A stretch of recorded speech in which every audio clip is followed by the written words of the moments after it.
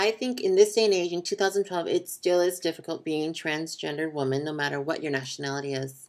It might be a little bit more accepting or more known, the word transgendered. You see it a lot more on TV than you did 15 years ago. When you're transgendered, for me personally, I wasn't thinking about my education. I was thinking about transitioning. I wanted to look good. I wanted to go out get my surgeries. I wanted to look like a woman, sound like a woman, get all my surgeries done. And so, I had to resort to sex work. It's a sad but unfortunate truth that a lot of women who aren't educated, who want the surgeries because it's very expensive. It's not cheap. We have to resort to sex work, But once I got all my surgeries done, I went to school. I got my esthetician license, and I started working. And I had a normal life, whatever that is. But with the economy in this day and age, for any person for that matter, it's really difficult to find a job and keep a job. People are losing their jobs, and imagine for normal people, heterosexual people who are losing their job, it's difficult. Imagine being transgender on top of all that. It's even twice as hard. So, I just want to say it doesn't really matter what your nationality is. It's difficult being transgender woman. We get discriminated against every day. I can go in so many different directions with this. All I'm going to say is it's never too late to change your life. It's never too late to get educated. And with that being said, good night. Hey everyone, my name is Diego Sepulveda. So I want to say that growing up, in the books that I read, in the television that I watched, and the films that I saw, I never really saw anyone that I could identify with. I wasn't like, damn, I see you and I feel you. And I not only want to learn more about you, but about myself, about my own identity. And I didn't have that example within my community. And then even now, when I see LGBT folk being portrayed in film and television, they're usually very white, very male, and come from very, very privileged backgrounds. And I feel like it's such a misrepresentation of the LGBT community as a whole. I feel like I don't see myself whatsoever. I'm undocumented, I'm gay, I'm Latino. I don't see that on film or television. Good afternoon, I'm Reverend Alejandro Scotto. One of the greatest challenges that I have reaching out to the Latino LGBTQI community is the long-standing issues of talked about is very much so being lived out in the street. And so sometimes what we attempt barriers to allow ourselves to have that conversation in the religious setting, in the spiritual setting. For the reality is that your sexuality is very much a spiritual gift, and that's something that we have to embrace. But within the Latino LGBTQI community, it's an issue, it's a taboo that is based. And so we try to be that inclusive space so that we can allow, we kind of tend to joke around about it, but how can we put jokes aside and bring up those issues that oftentimes lead us to live out unhealthy lifestyles, unhealthy practices, which break down our very own sense of being a very...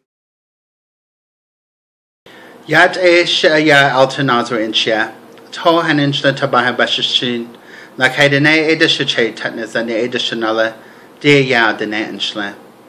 Hello, my name is Elton Oswood. I am of the Near to the Water clan, born for the Edgewater clan. My maternal grandfather's clans of the Mexican people and my paternal grandfather's clans of the Tango people. This is how I am Navajo. I was born and raised on the Navajo Reservation in northeast Arizona and lived in urban areas such as Phoenix, Arizona and Los Angeles, and currently live in Denver, Colorado.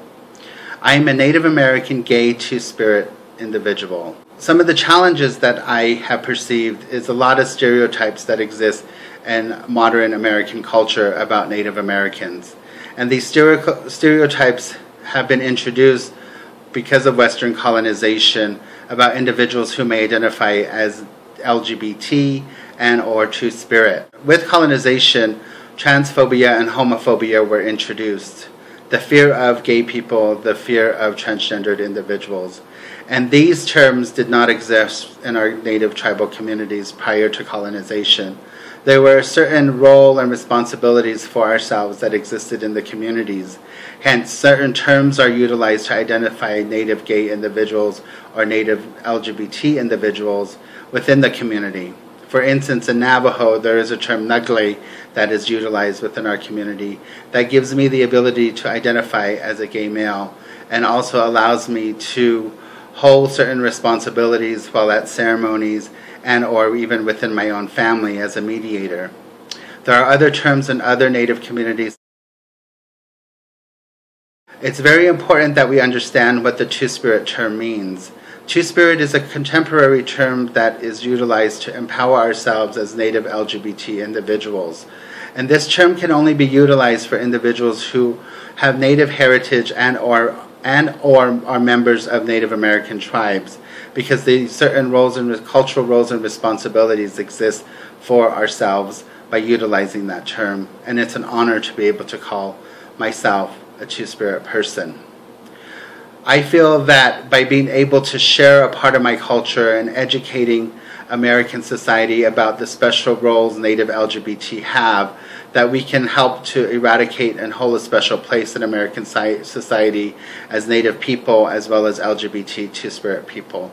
I'd like to thank you for your time, and ahiahat.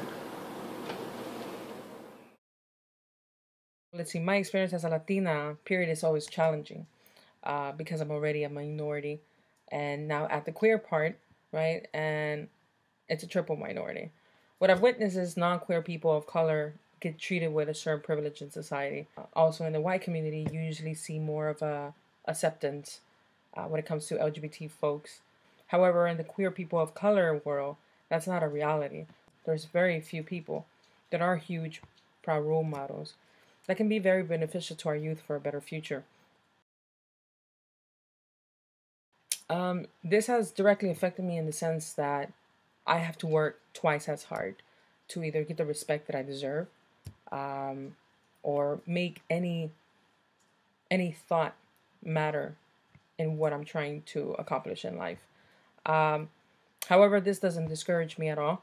It's something that I look forward to, and I always work hard. And I hope that one day I can make a difference in the person's life. Reason I care, or one of the reasons, is just the fact that as a man of color, I have full legal equality in this country.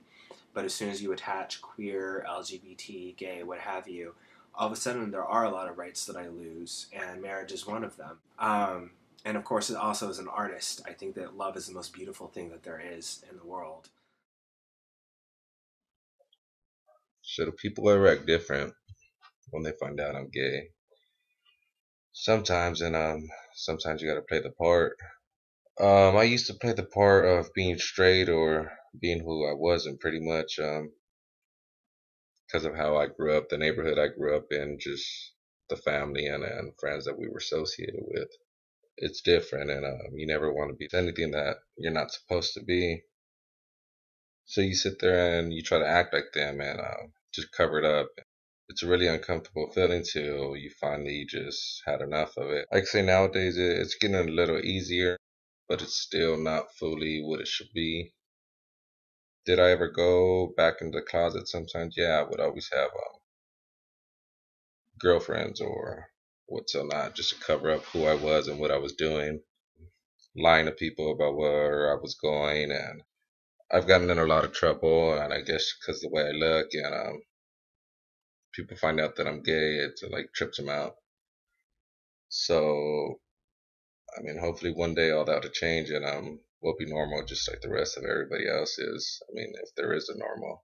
Um, but until then, we'll continue being who we are, and that's it. Male of color. As I was thinking about what to say, honestly, I became overwhelmed because I thought to myself, do I talk about being gay? Do I talk about being a woman? Do I talk about being a person of color? And that's when it dawned on me that it's really the confluence of all those things. It's the intersection. You know, if you were only physically disabled, you would be the holy grail of diversity. And I think she meant that as a compliment. Anyways, let's see here. You know, one of the negatives, still working through that, the expectations placed on me were to be a good heterosexual housewife and produce lots of children. And, you know, I think especially counterbalancing an individualistic society like is when you have a host of different experiences, whether it's positive, whether it's discrimination against you, whatever that is, it expands your scope to walk a mile in someone else's shoes, to feel empathy for someone else, to really say, you know what, instead of judging that person, I'm going to think, what has that person been through? And I think especially for women, for people of color, for people who are queer, and for a person who embodies all three of those. Hey everyone, my name is Ruben Cortez. I am 22 years old. What would you do different as a media maker to shift that landscape? I just want to start out by saying that I do not feel like queer and Latino is in the mainstream media. If it is, it's very small percentage. And when I do see it, I feel like it's just oozing with stereotypes. And I feel like queer and Latino, you have your queer stereotypes and your Latino stereotypes, and they're just thrown together, to make this, very mega stereotype, or uh, give them the chance that they need, in the media to kind of connect with these characters, these people, or regular people, that are in the media. And I feel as a media maker, instead of just creating personal experience, I know that when I first approach someone, and first thing they know about My film, if it were to showcase anything about the LGBT community, it's that we're relentless, we're fierce, we fight for equality, that we all come from different backgrounds, and that it's important to value that it's important to showcase it, to put it on the screen. It would tell the story of the voices silenced throughout history. And I'm not just talking about film and television. I'm talking about the fight for equal rights, for justice, for fairness. I'm tired of being treated as a second class citizen, as someone that doesn't belong in this country.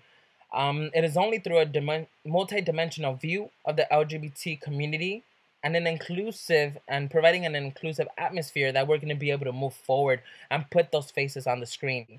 My film would be inclusive and multi-dimensional, and I would tell the story of hard work, of success, of living a life that's not really portrayed, but you make it. And you put your face out there and you put your voice out there because you know that it's going to make a difference. Hi, my name is Lizzie Chides. I don't necessarily think my poetry touches on my grandparents' views of sexuality, but I do think that my work touches on the sexual prejudices I went through growing up as a result of not being ready to accept my queerness, which was also stemmed from the words and hatred that my family would say about homosexual people. I try to reflect this a lot in my poetry, especially like being a part of two worlds and living in a state of in between. Like, which way do you choose? Like, do I believe what my parents believe, or do I follow my heart and be a part of these spaces? I always try to put a reality in these poems. All right. Fortunately, I have had the opportunity to travel to several different countries with varying degrees of acceptance of the queer community. So I think globalization of the acceptance of the gay community, I think it's beneficial, especially in marginalized communities. I definitely think it's beneficial. It helps individuals who feel like they are alone in society. That's what their culture teaches them, that they are alone, that being gay is bad. It's, the various different reasons as to why it's looked down upon. I think it's a good thing as long as it promotes tolerance and we don't try to impose our beliefs on anybody else. I do not think that it destroys culture. If anything, I think it has a potential to to strengthen culture.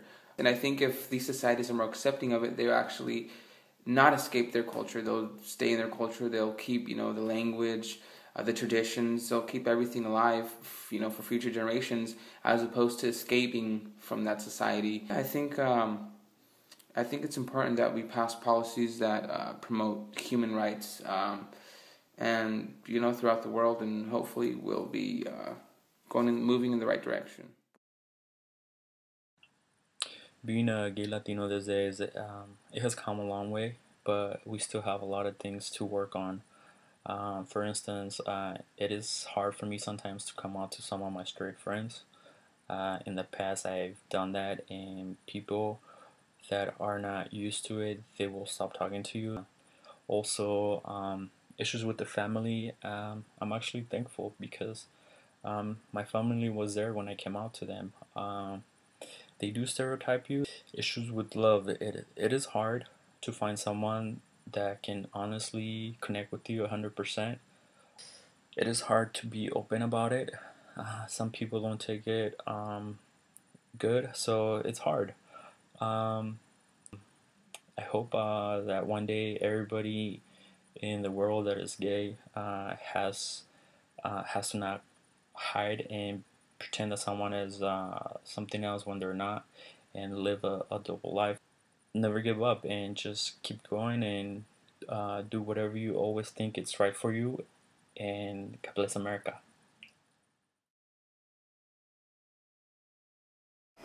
Hi, my name is Edgar, and as a gay Latino, politics is very important in my life.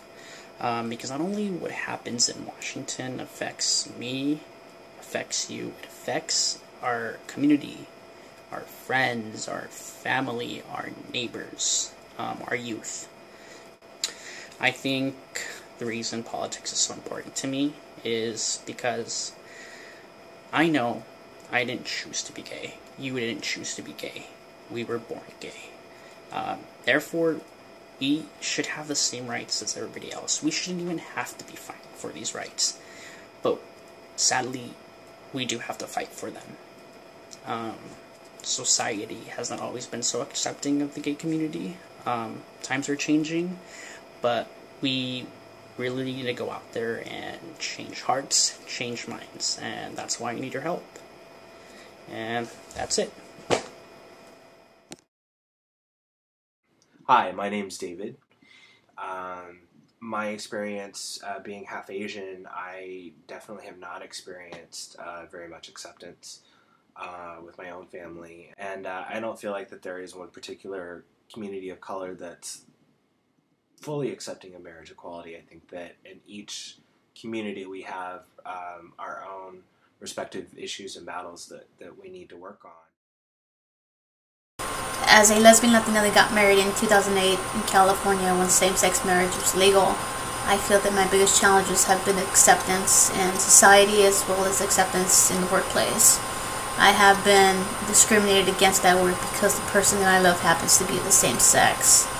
I feel that the LGBT community has come a long way and we're making progress, so hopefully soon this won't be a problem for anybody. Thanks. When I came to the United States, I was a very young person, and I was trapped by many religions and political associations. So, even though when I was 8 years old, I decided that there was no God, no Santa Claus, and I was just waiting for my period, when I came here, being lonely and being a person of color, I kind of had to latch on to whatever came my way. So first, the Communist Party caught me. I was kind of drunk, and I told them, I want to help you distribute your papers. So then I had this dude in my house for about 3 months. They made me try to feel very important, and I believed them. And then came those people who come to my house at 6 a.m. and take the last cent I had, because everything was coming back to me tenfold.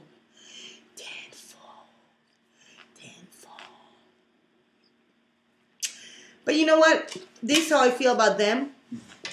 This is how I feel about mostly anything that I don't like. And I wrote this song because I am a songwriter. and I'm wearing a tie because I am formal. Emphysema can catch you anytime. Emphysema can be your best friend and pal.